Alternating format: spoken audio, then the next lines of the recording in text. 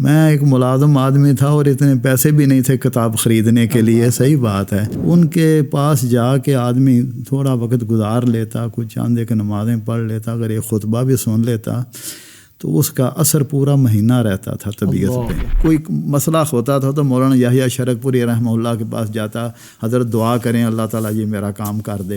میں نے انہیں کہا شاہ صاحب یہاں رواج ہے کویت میں کہ علماء جو ہیں وہ جب کوئی بڑا پروگرام ہوتا ہے تو کچھ نہ کچھ نوٹس لکھ کے لے جاتے ہیں, تو آپ نے کچھ نہیں لکھا.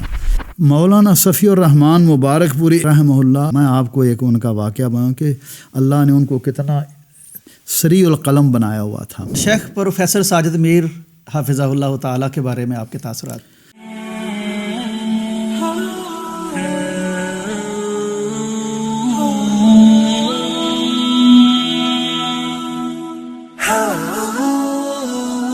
السلام علیکم ناظرین اکرام, یوسف سراج پوڈ کاسٹ میں خوش آمدید. ناظرین, آج ہمارے پاس ایک ایسے معزز مہمان تشریف لائے ہیں جن کی زندگی کے کئی پہلو ہیں اور ہر پہلو بہت خوبصورت ہے, بہت خوشبودار ہے. آپ کا نام عارف جوید محمدی یہ اہل دین میں کسی تعارف کا محتاج نہیں ہے, خواہ وہ پاکستان ہو, انڈیا ہو, کویت ہو, سعودی عرب ہو. علماء کرام سے آپ کا تعلق وہ یعنی آپ کا تعارف بن چکا ہے.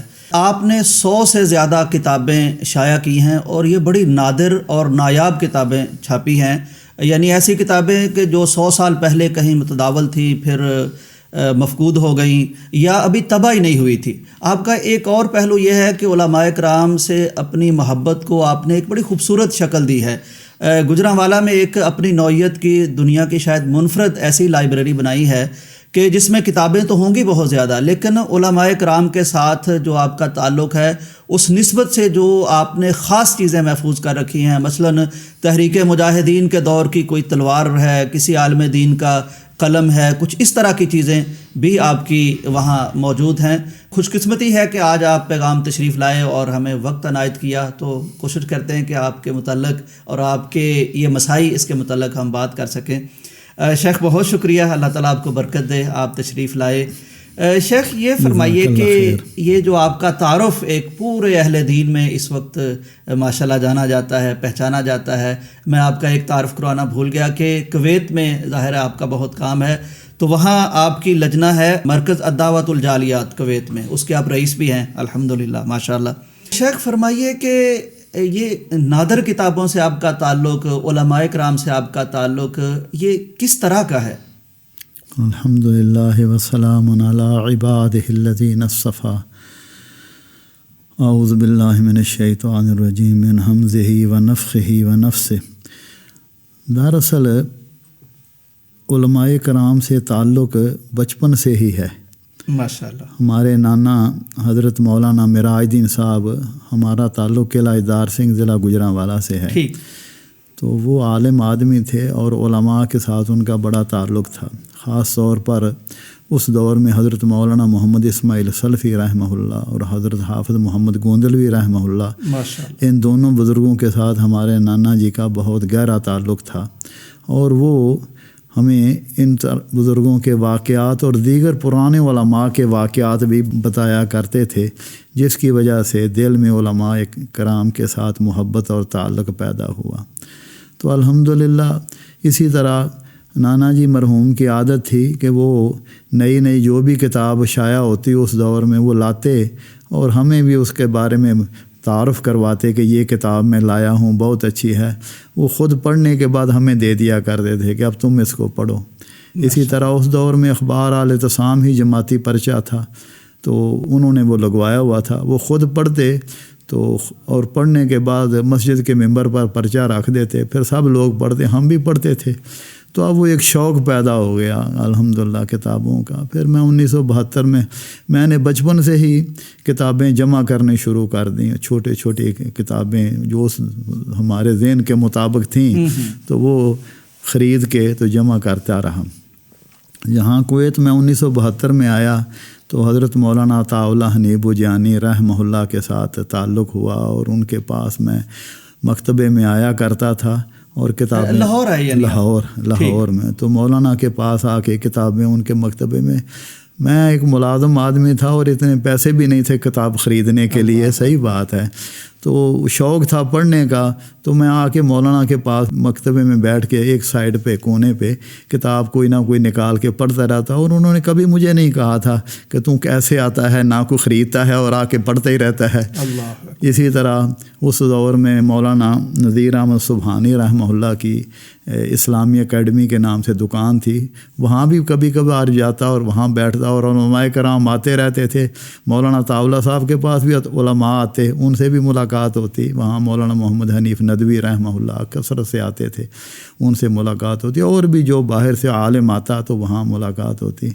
اسی طرح جمعہ میں تقویت الاسلام شیش محل روڈ میں سید ابو بکر غزنوی رحمہ اللہ کے پاس پڑھتا تھا، جمعہ میں ہمیشہ ان کے پاس پڑھتا، وہاں بھی علماء کرام آتے رہتے، مولانا عیش محمد رحمہ اللہ آتے، تو اسی طرح علماء سے ملاقاتیں ہوتی رہتی۔ ان کے بڑے بھائی مولانا سید ابو بکر غزنوی رحمہ اللہ کے مولانا عمر فاروق غزنوی تھے، وہ جماعت مجاہدین کے آدمی تھے، مولانا فضل وزیر آبادی کے باقاعدہ ساتھیوں میں تھے، ان سے بھی ملاقات ہوتی رہتی۔ تو یہ ایک طریقہ تھا، ایک ذریعہ تھا علماء کرام سے ملاقات کرنے کا۔ اور الحمدللہ اس دور میں جہاں بھی کوئی دروس ہوتے، کوئی جلسے ہوتے، میری سب سے پہلے 1967 میں لاہور مولانا محی الدین لکھوی رحمہ اللہ سے میری ملاقات ہوئی۔ یہ آپ کے ہاں شاد باغ میں ایک مسجد اہل حدیث ہے، وہاں حضرت مولانا تشریف لائے تھے، تو ہم ان کا خطبہ جمعہ سننے کے لیے آیا، تو یہاں ان سے ملاقات ہوئی۔ پھر رات بھی ادھر ہی ان کے ساتھ ہی مسجد چینی علی میں صبح ان کا درس تھا، تو رات وہاں مولانا کے ساتھ۔ کچھ یاد ہے وہ پہلی ملاقات، کوئی تاثر کیسا رہا، درس کیا تھا کچھ؟ مولانا کا جو درس ہوتا تھا نا، وہ عموماً فکر آخرت پہ ہوتا تھا ان کا درس، اور بہت ہی مؤثر ہوتا تھا۔ ہم نے درس ان کا سنا۔ پھر یہاں احاطہ مسجد نجم مولانا ابو بکر صدیق سلفی حافظہ اللہ، ان کی مسجد میں مغرب کے بعد درس تھا، وہ بھی سنا، اور کھانا بھی ان کے ہاں کھایا۔ تو رات کو پھر ہم مسجد چینی علی میں چلے گئے، وہاں رات گزاری۔ صبح فجر کی نماز۔ اس وقت کون خطیب تھے؟ علامہ احسان ملاقات ہوئی؟ ہاں جی، ملاقات ہوئی تھی علامہ صاحب سے۔ اس وقت نئے وہ آئے تھے، بالکل نوجوان تھے۔ اچھا جی۔ تو میں آپ کو بتاؤں، صبح فجر کی نماز مولانا محی الدین سلفی رحمہ اللہ نے پڑھائی، اور آج بھی مجھے یاد ہے انہوں نے سورہ طور شروع کی، وہ اتنے آرام سے اور اتنی پرسود آواز سے پڑھ رہے تھے کہ وہ سورہ، حالانکہ میں نے پہلے وہ حفظ نہیں کی ہوئی تھی، لیکن اس کا اثر جو تھا، اس کا ترجمہ بھی مجھے خاص نہیں آتا تھا، لیکن اس کا اثر جو تھا نا وہ بہت ہی زیادہ تھا، اور آج بھی مجھے یاد ہے۔ مولانا محی الدین لکھوی رحمہ اللہ کا گاؤں دیپال پور کے پاس ہی، اس کا نام مولانا نے تو مرکز اسلام رکھا تھا، پرانا نام اس کا تارا گڑھ گاؤں کو اس طرح تھا۔ اچھا ٹھیک۔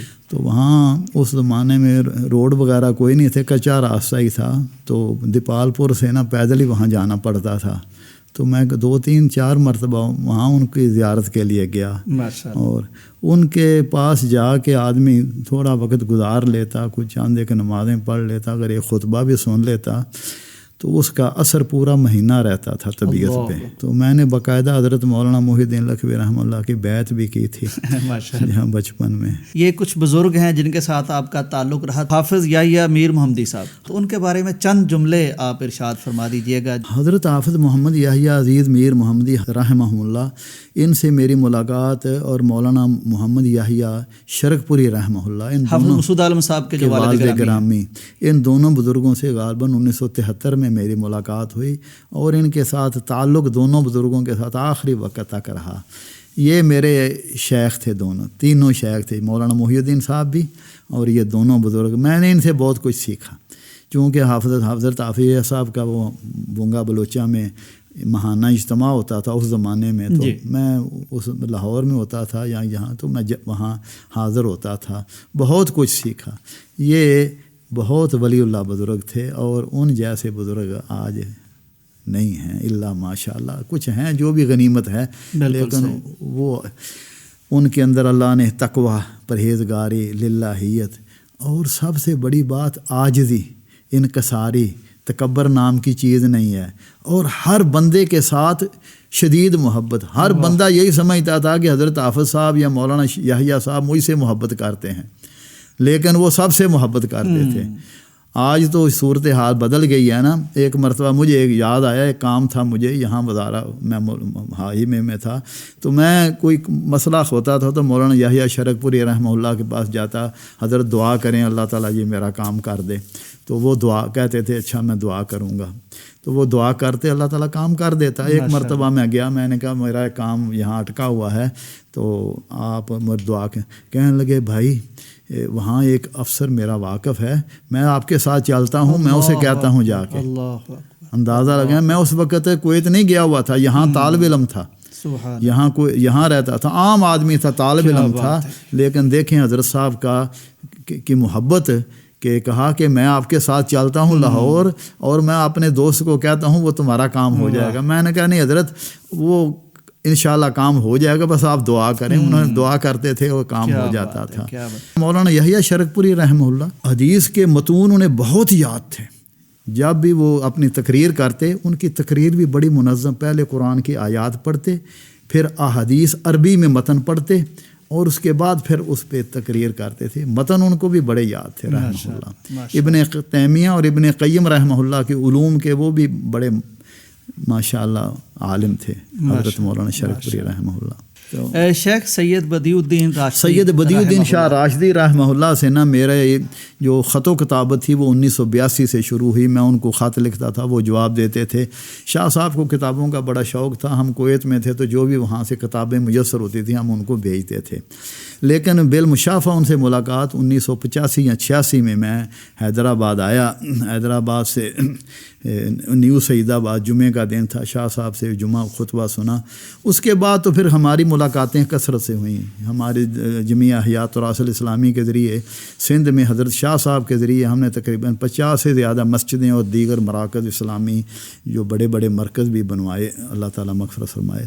حضرت شاہ صاحب کو جمعیہ احیاء تراث الاسلامی کی دعوت پر غالباً مجھے یاد پڑتا ہے 1996 میں وہاں ایک پروگرام تھا بہت بڑا ہمارا سالانہ پروگرام, جیسا یہاں سالانہ اجتماعات ہوتے ہیں نا, اس طرح ہمارا وہاں سالانہ پروگرام اجتماع ہوتا تھا. اس میں مجھے شیخ طارق عیسیٰ ہمارے جو رئیس جمعیہ احیاء تراث الاسلامی کے ہیں, بہت ہی عظیم شخصیت ہیں, بہت ہی بزرگ ہیں, انتہائی متواضع, محبت کرنے والے, اور ان کے اندر ہر بندے کے لیے بڑی محبت ہے. میں سمجھتا ہوں میرا ان کے ساتھ تقریباً 40-42 سالہ تعلق ہے اور بڑی محبت کرتے ہیں. تو انہوں نے مجھے کہا کہ ہم شاہ صاحب کو بلانا چاہتے ہیں. اس سے پہلے وہ شاہ صاحب کے پاس سعید آباد میں ملاقات کر چکے تھے, یعنی ان پاکستان آ کے شاہ صاحب سے بھی ملاقات انہوں نے کی. مولانا طاولہ حنیف بجیانی سے بھی ملاقات کی 1983 یا 82 یا 83 میں. مجھے کہنے لگے ہم نے پاکستان جانا ہے تو لاہور میں کس سے ملے. میں نے کہا مولانا طاولہ حنیف بجیانی بڑے عالم ہیں ان سے. تو وہ مولانا کے پاس آئے, بڑے متاثر ہوئے. پھر جب بھی وہ لاہور میں آئے تو مولانا سے ضرور مل کے جاتے تھے. اسی طرح وہ سعید آباد بھی شاہ صاحب کو ملنے کے لیے گئے تو کہنے لگے کہ شاہ صاحب کو بلانا ہے. تو میں نے کہا آپ خط لکھیں. انہوں نے خط لکھ کے دیا, میں نے بھیجا تو حضرت شاہ صاحب نے موافقہ دے دیا کہ میں آ جاؤں گا. چنانچہ شاہ صاحب تقریباً 1 مہینہ ہمارے پاس وہاں رہے کویت میں, جس میں انہوں نے بڑے پروگرام میں بھی درس دیا. اس کے بعد صبح فجر کے بعد وہ درس بخاری ایک جگہ پہ دیتے تھے, پھر مغرب کے عصر کے بعد بھی ایک جگہ اصول فقہ وغیرہ پڑھاتے تھے, اور رات کو اردو میں ان کا درس ہوتا تھا. شاہ صاحب کے ساتھ ہم چلتے تھے تو کہتے تھے آج کیا موضوع ہوگا. اچھا ہاں ایسے اب گاڑی میں بیٹھے ہوئے ہیں تو پوچھ رہے ہیں آج کیا موضوع ہوگا. تو ہم کہتے شاہ صاحب آج تو یہ موضوع ہمارا خیال ہے آپ بیان ہونا کریں. چاہیے. آپ یقین کریں شاہ صاحب کی اللہ ذوالجلال نے ان کو اتنا استحضار دیا ہوا تھا کہ جس موضوع پہ ان کو کہتے اسی موضوع پہ وہ مکمل ان کی تقریر ہوتی ہے, ایسے جیسے کہ انہوں نے پہلے تیار کی ہوئی ہے.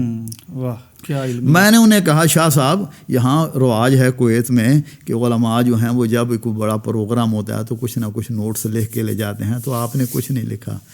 تو آپ نے بھی کچھ لکھا ہوا ہے. فرمانے لگے بھائی 60 سال ہو گیا مجھے درس دیتے ہوئے, میں نے آج تک کچھ نہیں لکھا, جو اللہ تعالیٰ سمجھاتا ہے میں بیان کر دیتا ہوں. اور ان کا درس جس موضوع پہ انہوں نے شروع کیا نا آخر تک اسی موضوع پہ رہتا تھا. یہ نہیں ہے کہ کوئی ادھر کوئی ادھر, نہ ایک. اور استحضار اتنا تھا کہ آیتیں جو تھیں نا اسی موضوع پہ ایسے جیسے اتر رہی ہیں۔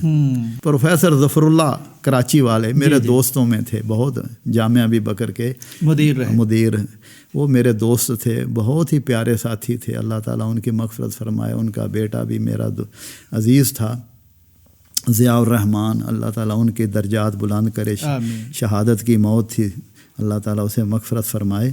تو چودھری ظفر اللہ صاحب، ہم کو چودھری ظفر اللہ کہتے تھے، چودھری ظفر اللہ صاحب وہ ہے بھی چودھری تھے، تو بتانے لگے کہ لوگ کہتے تھے مجھے کہ شیخ بدیع جو ہیں ان کا بڑا استحضار ہے، اور میں اس بات کو اتنا سیریس نہیں لیتا تھا۔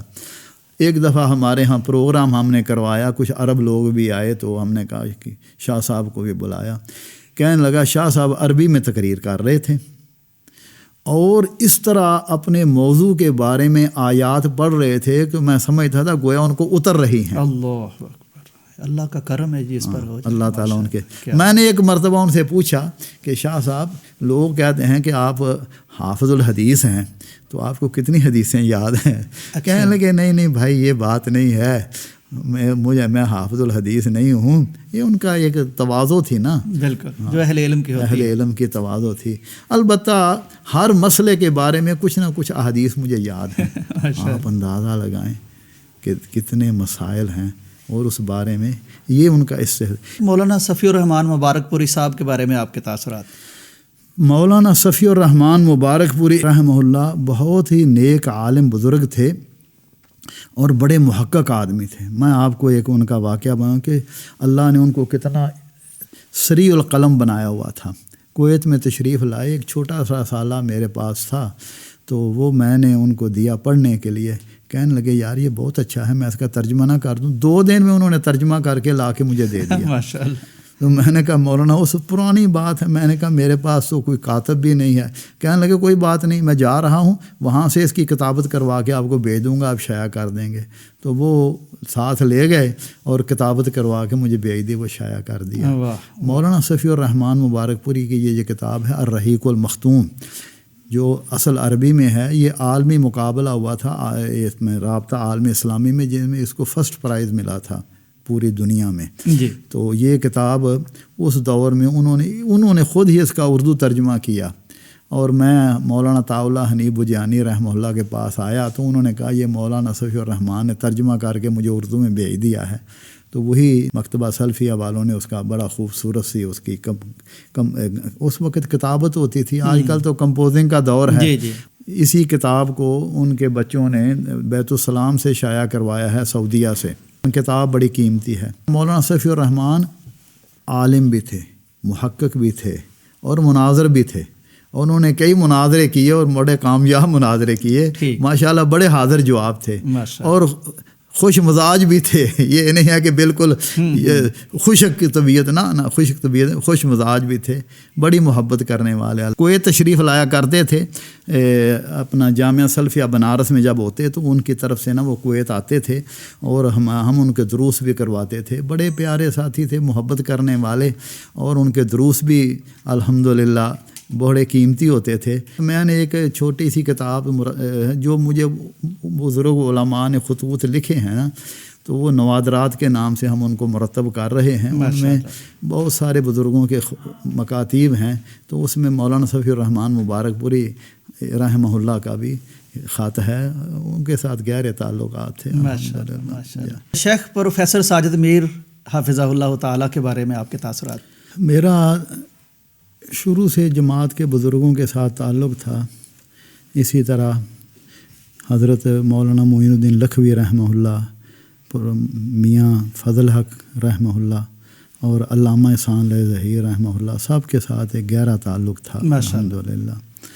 تو علامہ صاحب کے شہادت کے بعد پروفیسر صاحب جب تشریف لائے تو ان سے بھی ایک گہرا تعلق اس وقت سے لے کے آج تک ہے، اور میں ان کو اپنا بہت ہی مشفق اور پیارا بزرگ سمجھتا ہوں، اور ان کا بہت احترام کرتا ہوں۔ دراصل مرکزی جمعیت اہل حدیث یہ ایک نمائندہ جماعت ہے ہماری، یہ ہمارے اسلاف کا لگایا ہوا پودا ہے، اور اس کے ساتھ ہمیں دلی محبت ہے۔ ٹھیک۔ مولانا عبدالرشید ملتان کے ایک بزرگ تھے اور وہ جماعت کے ذمہ دار تھے وہاں کے، اور مرکزی جمعیت کے ساتھ ان وابستہ، اس وقت مرکزی جمعیت ہی ہوتی تھی۔ تو انہوں نے ایک مرتبہ سید داؤد غزنوی رحمہ اللہ کو کہا کہ سید صاحب میں جماعت سے استعفیٰ دینا چاہتا ہوں، تو آپ نا میرا استعفیٰ قبول کر لیں۔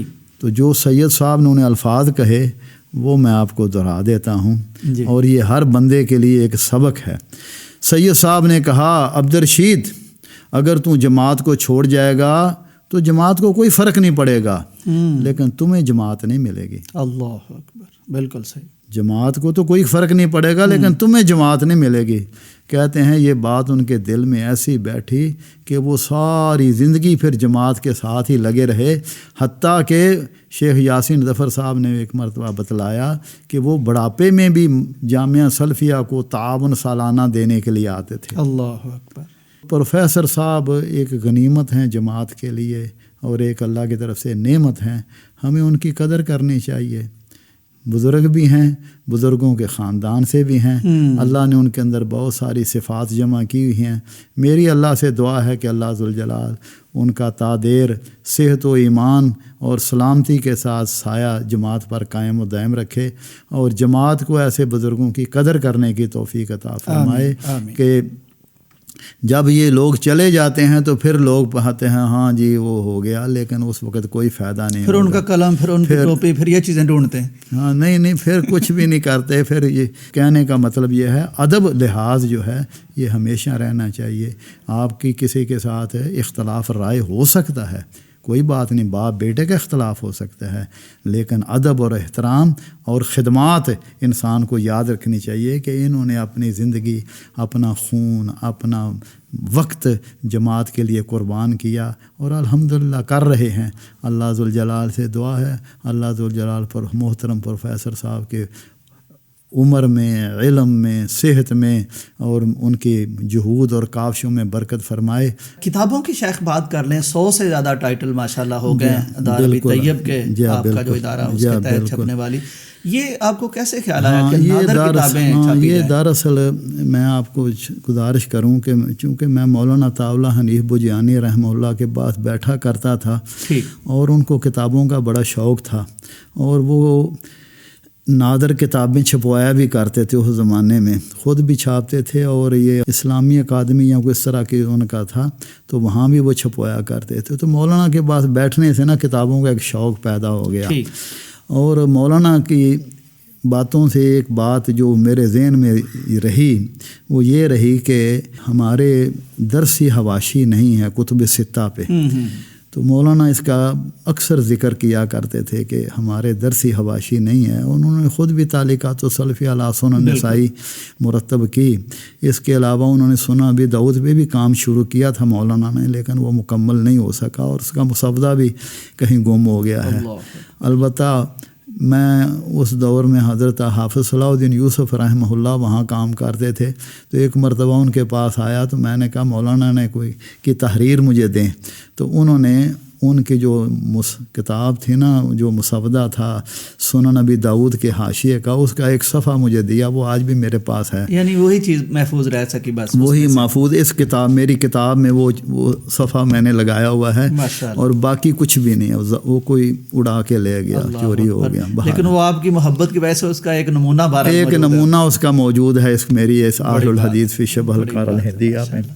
دوسری بات یہ ہے کہ چونکہ شوق تھا اس لیے 2012 میں ہم نے مشورہ کیا، جو ہمارے لجنہ قارہ ہندیہ جمعیت احیاء تراث الاسلامی کی ایک ذیلی کمیٹی ہے، اس کے رئیس ہیں شیخ فلاح خالد المطیری ابو خالد جی، وہ بہت ہی کتاب دوست ساتھی ہیں ماشاءاللہ، انہیں کتابوں کے ساتھ بڑی محبت ہے۔ وہ ایک مرتبہ میرے ساتھ یہاں دارالدعوہ سلفیہ میں آئے، صرف اس لیے آئے، شیش محل روڈ میں اس لیے آئے کہ وہ نواب صاحب کی کتابوں کی زیارت کرنی تھی انہوں نے۔ تو ہم 3 دن تک یہاں دارالدعوہ سلفیہ میں حضرت حافظ احمد شاکر رحمہ اللہ کی ضیافت میں رہے، تو صبح و شام نواب صاحب کی کتابیں ہی دیکھتے رہے۔ یہ اس وقت وہاں دستیاب نہیں تھی شیخ کویت میں؟ حضرت نواب صدیق حسن رحمہ اللہ کی کتابیں پورے ہندوستان اور پاکستان میں 2 جگہ پہ ہیں. ٹھیک. ہندوستان میں ندوۃ العلماء میں ہیں اور پاکستان میں حضرت مولانا عطا اللہ حنیف بجیانی رحمہ اللہ کی جو لائبریری ہیں دارالدعوہ سلفیہ اس میں ہیں. ٹھیک. اس کے علاوہ متفرق طور پر تو لوگوں کے پاس ہیں. ہمارے پاس بھی اپنے دار طیب میں ان کی کتابیں ہیں, کچھ سیڈیاں ہیں, کچھ کتابیں اصل ہیں, لیکن مکمل نسخہ سیٹ جو تھا وہ ادھر تھا مولانا عطا اللہ حنیف بجیانی رحمہ اللہ کے پاس اور ندوۃ العلماء میں. ندوۃ العلماء میں چونکہ نواب صاحب کے بیٹے نواب انہوں نے وقف کیا تھا اپنا, نواب صاحب کا مکتبہ وہ ندوۃ العلماء میں آیا تھا اس لیے وہاں آ گیا. لیکن حضرت مولانا عطا اللہ حنیف رحمہ اللہ نے تو ایک ایک دانہ جو تھا اس کو جمع کیا. اللہ تعالیٰ ان کے مغفرت فرمائے. اس وقت پھر جب ہم نے دیکھا تو ہمارے جو ساتھی ہیں شیخ فلاح خالد المطیری حافظہ اللہ, تو ان کے ذہن میں بھی یہ بات آئی اور میرے بھی, ہم دونوں نے مشورہ کیا کہ نواب صاحب کی کتابیں جو ہیں ان کو نئے سرے سے شائع کرنا چاہیے. تو اس سلسلے میں 2012 میں ہم نے دار طیب نام کا ادارہ جو ہے اس کو گجرانوالہ میں قائم کیا. اب آپ پوچھیں گے کہ اس کا نام دار طیب کیوں ہے؟ یہ بھی تو ہے نا, اور دار کیوں نہیں اس کا نام رکھا جیسے لوگوں نے کسی نے کچھ رکھا ہے, دارالکتب ہے, دار طیب کیوں رکھا ہے؟ اس کی وجہ تسمیہ یہ ہے کہ ہندوستان میں نواب صدیق حسن خان رحمہ اللہ ان کی کنیت ابی طیب تھی. اچھا. اور انہوں نے بہت ساری کتابیں, تقریباً 250-300 سے زیادہ کتابیں انہوں نے خود لکھیں. اسی طرح دوسرے بزرگ ان کا نام تھا مولانا شمس الحق عظیم آبادی صاحب عون المعبود, ان کی کنیت بھی ابی طیب تھی ماشاءاللہ, اور انہوں نے بھی بہت ساری کتابیں شائع کیں اور کروائیں. حدیث کی اکثر کتابیں جو ہیں وہ مولانا شمس الحق عظیم آبادی رحمہ اللہ کے ذریعے ان کی اشاعت. اور تیسرے بزرگ تھے حضرت مولانا عطا اللہ حنیف بجیانی رحمہ اللہ, ان کی بھی کنیت ابی طیب تھی. واہ ماشاءاللہ. تو اس لیے میرے ذہن میں یہ بات آئی کہ یہ جو بزرگ جنہوں نے اتنا کام کیا ان کے نام سے ادارہ جو ہے وہ بنانا چاہیے. یعنی شیخ ان تینوں بزرگوں کو خراج تحسین بھی ہو گیا اور ایک نیک فعال بھی ہو گئی, نیک فعال بھی ہو گیا الحمدللہ. تو اس لیے دار ابی طیب رکھا اس کا نام. مولانا اسحاق بٹی رحمہ اللہ کہا کرتے تھے کہ ہندوستان میں نواب صاحب کثیر التصانیف ہیں, اور بھی لوگ تھے لیکن نواب صاحب کثیر التصانیف ہیں. اور نواب صاحب کی کتابوں کا یہ امتیاز ہے کہ ان میں قرآن اور سنت اس کا مکمل طور پر اس میں کتاب اللہ اور سنت رسول اللہ صلی اللہ علیہ وسلم سے استدلال اور استخراج سارے کیے ہوئے ہیں. پھر ہم نے یہ ارادہ کیا کہ نواب صاحب کی کتابوں کی اشاعت کی جائے. اس سلسلے میں سب سے پہلے ہم نے نواب صاحب کی 15 کتابیں جو عقیدہ کے متعلق تھیں ان کو جمع کر کے مجموعہ عقیدہ کے نام سے وہ 3 جلدوں میں شائع کی. اس کے بعد نواب صاحب کی جو قرآنیات کے متعلق کتابیں تھیں, کچھ فارسی میں تھی کچھ اردو میں تھی, فارسی والوں کا اردو ترجمہ کرایا تو وہ مجموعہ علوم قرآن کے نام سے ایک ضخیم جلد ہم نے شائع کی. پھر وہ کام بڑھتا گیا. اس کے بعد نواب صاحب کا فتاویٰ تھا, وہ سارے فارسی میں تھے, تو اب فارسی تو لوگ جانتے کوئی نہیں, تو اس کا ترجمہ کروایا, وہ 5 جلدوں میں ہم نے شائع کیا. نواب صاحب کا فتاویٰ نواب صدیق حسن رحمہ اللہ. اسی طرح شیخ عزیر شمس ہمارے دوست تھے مکہ مکرمہ میں, کتاب دوستی کے ایک مثال تھے. تو وہ ہمارے بڑے پیارے دوست تھے. کویت میں وہ آیا کرتے تھے, ایک مرتبہ آئے تو بات چلتی رہی تو کہنے لگے میرا خیال ہے کہ شیخ الاسلام ابن تیمیہ رحمہ اللہ کے جو فتاویٰ ہے یہ بہت بڑا ہے اور اس میں رسائل ہیں, اکثر رسائل ہیں, فتاوے کم ہیں اور رسائل زیادہ ہیں. تو اگر ان کے فتاوے کا انتخاب کیا جائے آج کے ماحول کے مطابق کہ آج جن چیزوں کی لوگوں کو ضرورت ہے بالکل جو زیادہ ریلیونٹ ہے اصل نظر سے, ان کے متعلق اس کا انتخاب کر کے اس کا ترجمہ کرایا جائے. تو لجنہ نے ہمارے شیخ فلاح صاحب حافظہ اللہ نے کہا کہ یہ تو بہت اچھی بات ہے. چنانچہ ان کی ذمہ داری ہی لگائی کہ آپ اس کا انتخاب ہمیں کر کے دیں تو ہم انشاءاللہ اس کا ترجمہ اردو میں کروائیں گے. تو انہوں نے انتخاب کر کے دیا تو وہ الحمدللہ 5 جلدوں میں فتاویٰ شیخ الاسلام ابن تیمیہ ہم نے شائع کر دیا ہے. اسی طرح جماعت اہل حدیث کی تاسیس 1906 میں ہوئی. اس کا نام تھا آل انڈیا اہل حدیث کانفرنس. شیخ یہ تو بڑا حسین اتفاق ہے، مسلم لیگ کا بھی 1906 میں ہی آغاز ہوا تھا. مجھے نہیں پتہ، مجھے اپنی جماعت کا پتہ ہے. 1906 میں آل انڈیا اہل حدیث کانفرنس، اور اس کے پہلے صدر جو تھے وہ حضرت حافظ عبداللہ غازی پوری رحمہ اللہ تھے. حافظ عبداللہ غازی پوری رحمہ اللہ حضرت سید نذیر حسین محدث دہلوی کے شاگرد تھے. اور سید صاحب کہا کرتے تھے میرے پاس 2 عبداللہ آئے، ایک عبداللہ غازی پوری اور ایک عبداللہ غزنوی. عبداللہ غزنوی مجھ سے حدیث پڑھ گیا، مجھے نماز پڑھنی سکھا گیا. یہ سید عبداللہ غزنوی رحمہ اللہ. سید عبداللہ غزنوی جب میاں صاحب کے پاس پڑھنے گئے تو یہ 2 بزرگ تھے، ایک مولانا غلام رسول قلعہ میاں سنگھ والے اور سید عبداللہ غزنوی، دونوں پڑھنے کے لیے میاں صاحب کے پاس گئے. انہوں نے حدیث وہاں پڑھی اور یہ تقریباً 1857 کے قریب کا وقت ہے جب یہ وہاں دلی میں موجود تھے دونوں بزرگ. حافظ عبداللہ غازی پوری رحمہ اللہ جو تھے وہ اپنے وقت کے بہت بڑے عالم تھے. کہا جاتا ہے کہ میاں صاحب کے بعد سب سے بڑا شاگردوں کا اجتماع حافظ عبداللہ غازی پوری رحمہ اللہ کے پاس تھا. یعنی سب سے زیادہ، یعنی ان کے شاگردوں مرجع خلائق بن گئے. ان کے شاگردوں میں حضرت مولانا عبد الرحمن مبارک پوری جیسے بزرگ تھے، صاحب تحفۃ الاحمدی، ان جیسے بزرگ تھے جو حافظ عبداللہ غازی پوری رحمہ اللہ کے شاگرد تھے. حافظ عبداللہ غازی پوری رحمہ اللہ کے بعد سب سے زیادہ شاگردوں کا اجتماع جو ہے وہ حضرت حافظ محمد گوندلوی رحمہ اللہ، سبحان اللہ، گجرانوالہ کے جو تھے. تو عرض کر رہا تھا کہ حافظ عبداللہ غازی پوری رحمہ اللہ اپنے وقت کے بہت بڑے عالم تھے، لیکن ان کے فتاوے اور ان کی جو تصانیف تھی وہ ایک مرتبہ کہیں شائع ہوئی. ہم نے ان کی تصانیف جو ان کے رسائل تھے ان کو رسائل حافظ عبداللہ غازی پوری کے نام سے ایک جلد میں شائع کیا.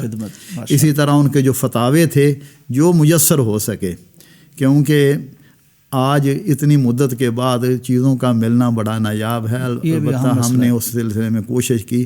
ان کا مکتبہ جامعہ سلفیہ بنارس میں آیا تھا، تو وہاں سے بھی جو ان کے فتاوے تھے اور جو چیزیں تھیں سب کو جمع کر. شیخ یہ سلسلہ تو آپ کے کلام کا موتیوں کی طرح ماشاءاللہ الفاظ آ رہے ہیں.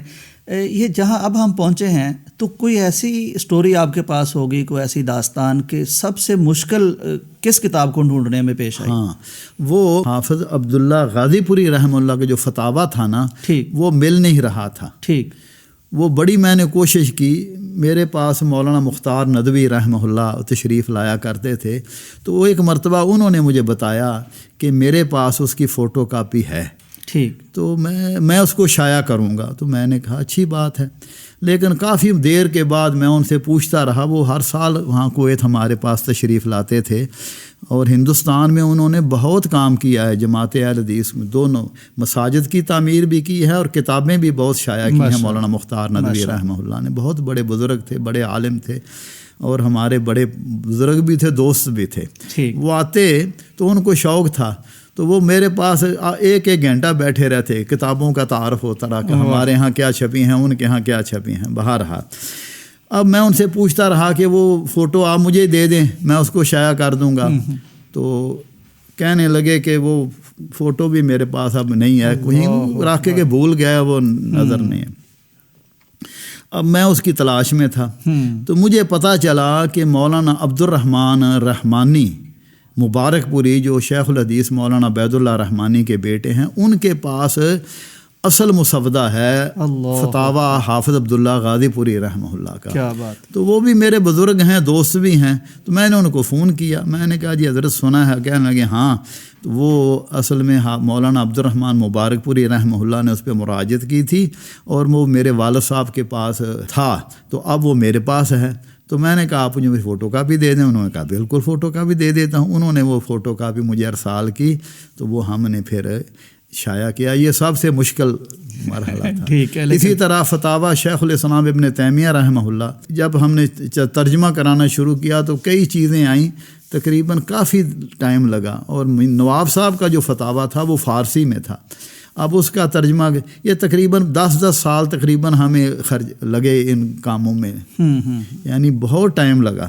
لیکن الحمدللہ وہ مارد وجود میں آ گیا ہے. اب تو کاریں ہمارے ساتھیوں کی مرضی ہے کہ وہ اس کو پڑھتے ہیں یا نہیں, کیونکہ آج کل وہ انٹرنیٹ کا دور ہے, لوگوں کے ہاتھوں سے موبائل ہی نہیں جاتا, وہ کتابیں کہاں پڑھیں گے. میں نے ایک مرتبہ سید بدیع الدین شاہ راشدی رحمہ اللہ سے پوچھا تھا, میں نے کہا شاہ صاحب کتاب پڑھتے ہیں تو ذہن میں کچھ چیزیں رہ جاتی ہیں, کچھ نہیں رہتی, تو اس کا کیا طریقہ ہے کہ چیزیں ذہن میں محفوظ رہیں. تو حضرت شاہ صاحب رحمہ اللہ نے کہا تھا بھائی مطالعہ کیا کرو, کتابوں کا مطالعہ کیا, جب کتاب کا مطالعہ کرو گے تو کچھ نہ کچھ آپ کے ذہن میں رہ جائے گا, اور موبائل کا مطالعہ کرو گے تو کچھ بھی نہیں رہتا.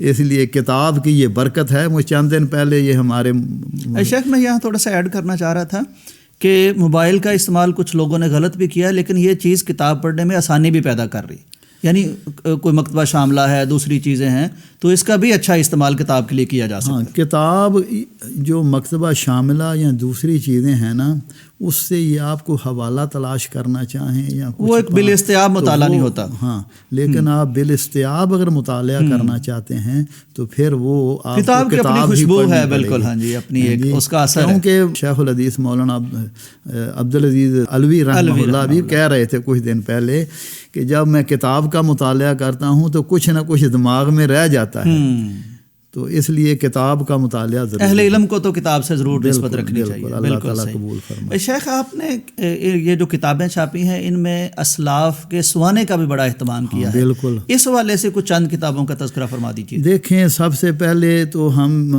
کئی چیزیں ہیں سوانے میں ہماری شروع سے, چونکہ مولانا اسحاق بٹی رحمہ اللہ سے میرا تعلق 1996 میں دسمبر میں میری پہلی ملاقات میاں نعیم الرحمان رحمہ اللہ کے ہاں ہوئی, یہیں لاہور میں. ٹھیک.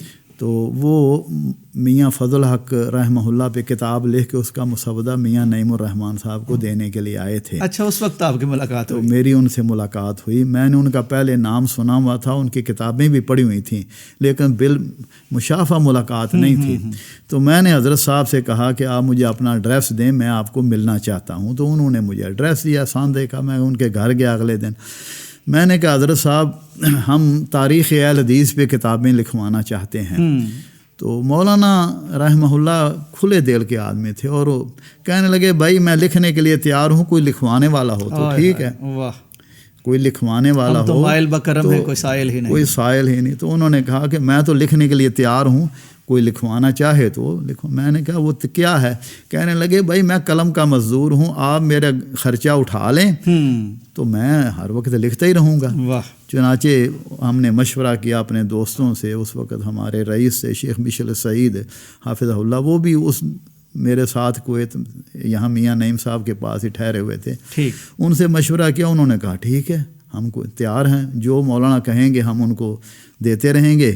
اور وہ ہمارے تو وہ انہوں نے پھر کتابیں, یہ جو جتنی بھی کتابیں مولانا اسحاق بٹی کی 1997 سے ہم نے ان کے ساتھ ہمارا تعلق ہوا جمعیت لجنہ کارہ ہندیہ کا, تو 1997 سے لے کے جتنی بھی کتابیں لکھی گئیں وہ آخری وقت تک وہ ہمارے ساتھ منسلک رہے الحمدللہ.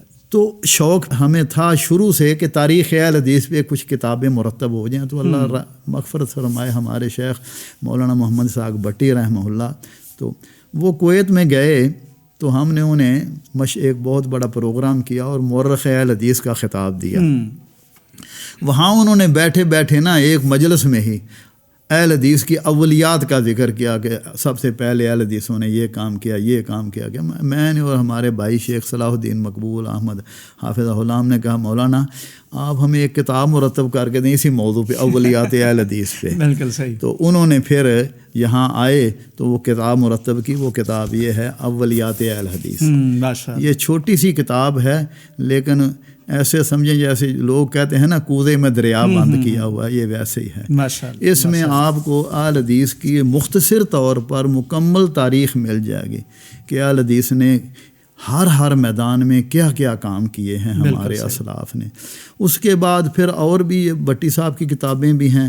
پھر ہم نے دار ابی طیب سے بھی بہت ساری کتابیں, ابھی بالکل قریب میں ہم نے یہ تذکرہ ثنائیہ مناظر اسلام مناظر اسلام شیخ الاسلام حضرت مولانا ثناء اللہ عنبرسری رحمہ اللہ پہ بہت ضروری یہ ایک پی ایچ ڈی کا تھیسس تھا ہمارے انڈیا کے ایک دوست کا، تو انہوں نے کیا تو مجھے پتہ، میں نے منگوایا پڑھا، تو پھر ہم نے اس کو دوبارہ مراجعت کر کے اس کا اسی طرح ہم نے یہ بھی نئی کتاب جو ہے وہ تذکرہ نظیریہ کے نام سے حضرت سید نذیر حسین محدث دہلوی رحمہ اللہ، یہ ہندوستان کے پاکستان، ہندوستان، بنگلہ دیش، بلکہ اس وقت عالم اسلام کی بہت بڑی علمی شخصیت تھی اور ان کا فیض بہت دور دور تک پھیلا۔ ہم ایک سلسلہ شروع کیا ہوا ہے دبستان نظیریہ، 3 جلدوں میں وہ کتاب آ گئی ہے، جس میں حضرت سید نذیر حسین محدث دہلوی رحمہ اللہ کے شاگردوں کا تذکرہ ہے، وہ 3 جلدوں میں ہے، وہ 5 جلدوں تک مکمل ہوگی۔ لیکن یہ جو کتاب ہے نا تذکرہ نظیریہ، میاں صاحب رحمہ اللہ، سید نذیر حسین رحمہ اللہ کو میاں صاحب ہمارے ہم کہتے ہیں، عرف عام میں میاں صاحب کیوں کہتے ہیں، اس کی بھی کیا وجہ تسمیہ ہے آپ کو پتہ ہے؟ نہیں پتہ۔ شاہ ولی اللہ دہلوی رحمہ اللہ کے خاندان کے جو بزرگ تھے نا، ان کو میاں صاحب ان کا لقب تھا، تو چونکہ یہ شاہ ولی اللہ رحمہ اللہ کی مسند پہ اور ان کے خاندان کے شاہ اسحاق رحمہ اللہ کے شاگرد رشید تھے اور اسی مسند پہ بیٹھے، اس لیے وہ میاں صاحب کہلواتے ہیں، نسبت جوڑ گئی۔ الحیات بعد الممات پہلی کتاب تھی جو میاں صاحب کے حالات زندگی پر لکھی گئی، ان کے شاگرد نے لکھی، اس کو بھی ہم نے شائع کیا ہے نئی تحقیق تخریج کے ساتھ ہے۔ لیکن میاں صاحب پہ لوگوں نے اعتراضات بھی کیے اور باتیں بھی کی، اور ان کے مکمل حالات آج تک ہمارے پاس نہیں تھے۔ یہ کتاب ہمارے دوست محمد تنزیل صدیقی صاحب، میں تعارف مختصر کروا دوں کہ مولانا شمس الحق عظیم آبادی صاحب عون المعبود جو تھے وہ ان کے پردادا تھے۔ اچھا، ماشاء اللہ ماشاء اللہ، بہت بڑے علمی خاندان ہیں جی، اللہ تعالیٰ ان کے قلم میں برکت فرمائے۔ انہوں نے یہ کتاب اس پہ تقریباً ان کا 3 سال کا عرصہ خرچ ہوا۔ مولانا اسحاق بٹی رحمہ اللہ کی وفات کے بعد ہم نے تنزیل صاحب کے ساتھ اپنا تعلق جو تھا وہ جوڑ لیا، اور وہ الحمدللہ کام کر رہے ہیں۔ ہمارا تاریخ اہل حدیث پہ جو چیزیں ہماری ہوتی ہیں وہ وہی کام کر رہے ہیں۔ اسی طرح اور بھی میں عرض کروں کہ ایک کتاب میں نے اور میرے دوست اور بزرگ شیخ صلاح الدین مقبول احمد حافظہ اللہ، یہ ہندوستان کے بہت بڑے عالم ہیں، اور کویت میں میری ان سے ملاقات 1982 میں ہوئی شیخ صاحب سے، اور آج تک وہ ہمارے دوست بھی ہیں، بھائی بھی ہیں، بہت محبت اور بہت بڑے عالم اور بڑے متواضع شخصیت ہیں۔ شیخ بہت شکریہ۔ آج تو یوں لگتا ہے جیسے ہم نے پچھلی پوری صدی سے بات کر لی ہے۔ کئی علماء کے چہرے سامنے آئے، ان کا کام سامنے آیا، نام سامنے آیا، اور جس دل نشین انداز میں آپ نے تذکرہ کیا وہ دل میں اترتی گئی باتیں۔ بہت شکریہ آپ کے وقت کا، اور یہ جو ساری زندگی آپ نے ایک خاص کاز، میں آپ کو آخری بات عرض کروں، دیکھیں ہمارے اسلاف، ان کے اندر عاجزی، انکساری، تقویٰ، للہیت، اور جو سب سے اہم چیز ہے وہ ہے نمازوں کا توجہ، خشوع اور خضوع، جو آج مفقود ہو چکا ہے۔ مولانا محی الدین لکھوی رحمہ اللہ سے جب میں نے بیعت کی تو انہوں نے مجھے کہا کہ نماز کا ترجمہ آتا ہے؟ میں نے کہا جی آتا۔ انہوں نے کہا سوچ سمجھ کے نماز پڑھا کرو، اللہ اکبر، سوچ سمجھ کے، اور چلتے پھرتے اللہ کو یاد کیا کرو۔ آج یہ دونوں چیزیں ہمارے اندر ختم ہو گئی ہیں۔ مولانا اسماعیل سلفی رحمہ اللہ فرمایا کرتے تھے، ہم علماء کہتے ہیں کہ ہم علماء کے انبیاء کے وارث ہیں، تو وراثت پوری لینی چاہیے نا۔ اور انبیاء، نبی صلی اللہ علیہ وسلم تہجد نہیں چھوڑتے تھے، تو علماء کو چاہیے کہ وہ تہجد نہ چھوڑیں۔ حضرت حافظ یحییٰ صاحب رحمہ اللہ فرمایا کرتے تھے، زیادہ نہیں تو کم از کم 2 رکعتیں پڑھ لیا کرو، نام تو لکھوا لیں۔ ہیں جی، تو اس لیے ایک چیز کہ انسان کوشش کرے کہ نماز کا اہتمام کرے، اور نماز کو سوچ سمجھ کر توجہ کے ساتھ پڑھے۔ حافظ یحییٰ صاحب رحمہ اللہ فرمایا کرتے تھے، تم گاڑی چلا رہے ہو، تمہارا منہ تو فارغ ہے نا، ہاتھ ہی لگے ہوئے مشغول ہیں نا، تو زبان سے اللہ کا ذکر کرو، تو جتنا ذکر اللہ کا کرو گے اللہ کی محبت نصیب ہوگی۔ اور مولانا شرک پوری رحمہ اللہ فرماتے تھے کہ جب بندہ اللہ کا ذکر کرے، اللہ فرماتے ہیں آنا معہ اذا ذکرنی، جب بندہ مجھے یاد کرے میں اس کے ساتھ ہوتا ہوں، تو پھر اللہ کی معیت بندے کے ساتھ ہوتی ہے۔ تو اس لیے انسان کو چاہیے کہ ان چیزوں کا اہتمام کرے. اللہ مجھے اور آپ کو توفیق عطا فرمائے اور آخری وقت میں کلمہ نصیب فرمائے. اللہ تعالیٰ اس دین میں استقامت عطا فرمائے اور خاتمہ بالخیر عطا فرمائے. میں سب سے دعا کی درخواست کرتا ہوں. بارک اللہ. بہت شکریہ جی، بہت شکریہ. ناظرین اکرام، یہ دیکھیے جیسے شیخ کتابوں کی صحبت میں بیٹھے تو وہ علماء جو دنیا سے اٹھ گئے ہیں آج بھی ان کی صحبت کتابوں کی صورت میں موجود ہوتی ہے. بزرگوں کی صحبت اختیار کیجئے، وہ کتابوں کی صورت میں ہو یا ان کی زندگی میں ہو، اس سے دلوں پر جو تاثیر پیدا ہوتی ہے وہ زندگیاں بدل دیتی ہے. آج کی گفتگو آپ نے سنی ہے اور اس گفتگو کا بھی اپنا ایک اثر ہے، لطف ہے. اللہ کرے کہ جو باتیں ہم نے بزرگوں کی سنی ان کے نقش قدم پر چلنے کے اللہ ہمیں توفیق عطا فرمائے، ہماری دنیا بھی بہتر کر دے، آخرت بھی بہتر کر دے. اجازت دیجیے، اللہ حافظ.